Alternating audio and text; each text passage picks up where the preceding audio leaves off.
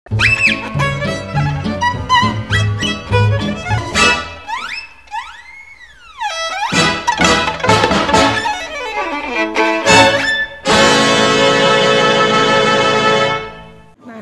dengan kegiatan di bidang kami, di bidang lansia, kebetulan kami ada kegiatan penempatan dan pemberdayaan tenaga kerja lansia potensial. Nah, kegiatan pada hari ini, kami dengan adanya kegiatan pada hari ini, kami berharap bahwa tenaga kerja lansia potensial bisa mendapatkan pengetahuan dan kompetensi terkait kegiatan kewirausahaan. Supaya apa? Supaya mereka bisa memiliki kemampuan untuk berwirausaha dan kemudian bisa mengembangkannya untuk bisa meningkatkan perekonomian dalam kehidupan mereka sehari-hari. Jadi harapannya adalah tenaga kerja lanjut usia potensial ini bisa bersaing di pasar kerja. Mengingat pada tahun 2021 Indonesia ini sudah memasuki aging population, di mana tenaga kerja lanjut usia sudah berada di atas 10%.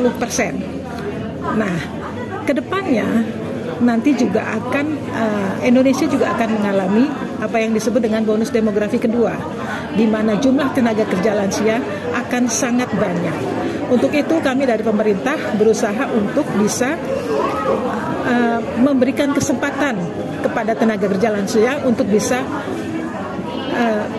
tergabung untuk bisa ditempatkan dan juga diberdayakan supaya mereka bisa berkontribusi dalam pembangunan. Jadi salah satu kegiatan yang dilaksanakan hari ini terkait dengan kegiatan pemberdayaan agar tenaga kerja lanjut usia potensial ini bisa berkontribusi di dalam perekonomian dan pembangunan Indonesia. Sebetulnya kalau untuk yang 1% itu yang saat ini sudah ada, itu adalah terkait dengan tenaga kerja disabilitas. Sedangkan untuk tenaga kerja lansia sendiri, itu sebetulnya belum ada aturan yang men-state atau menyatakan bahwa perusahaan harus mempekerjakan tenaga kerja lansia sebanyak 1%, itu belum ada. Jadi untuk tahun ini, kami dari Kementerian Ketenagakerjaan sedang berusaha menyusun regulasi terkait penempatan tenaga kerja khusus, di mana salah satunya adalah tenaga kerja lansia. Jadi harapannya penempatan dan juga pemberdayaan tenaga kerja lansia ini juga bisa kita laksanakan dengan baik, sehingga tenaga kerja lansia yang nanti ke depannya akan memiliki jumlah yang banyak itu bisa terserap lah baik di pasar kerja maupun juga di dunia informal. Kedepannya kalau harapan kita adalah perusahaan-perusahaan baik di sektor formal maupun informal itu bisa memberikan kesempatan membuka lowongan kerja bagi tenaga kerja lansia lanjut usia.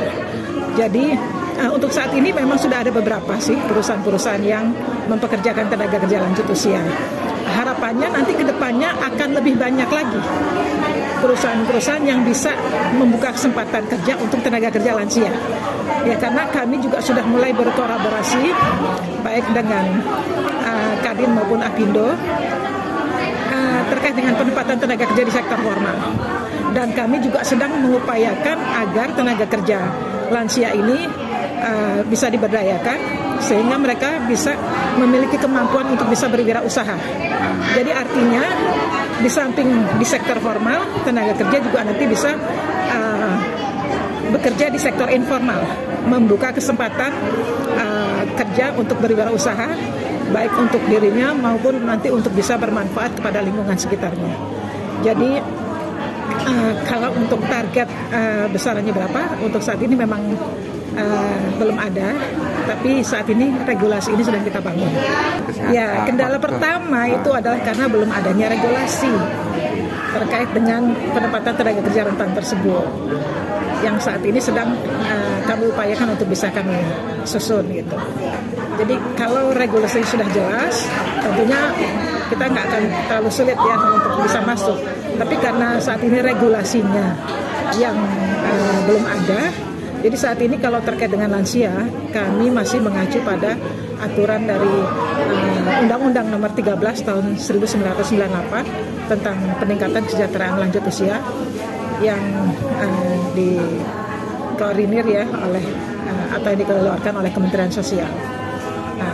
Jadi kalau dari kami dari bidang Kemenaker sendiri saat ini sedang berupaya untuk bisa menyusun ya regulasi terkait dengan penempatan tenaga kerja lansia.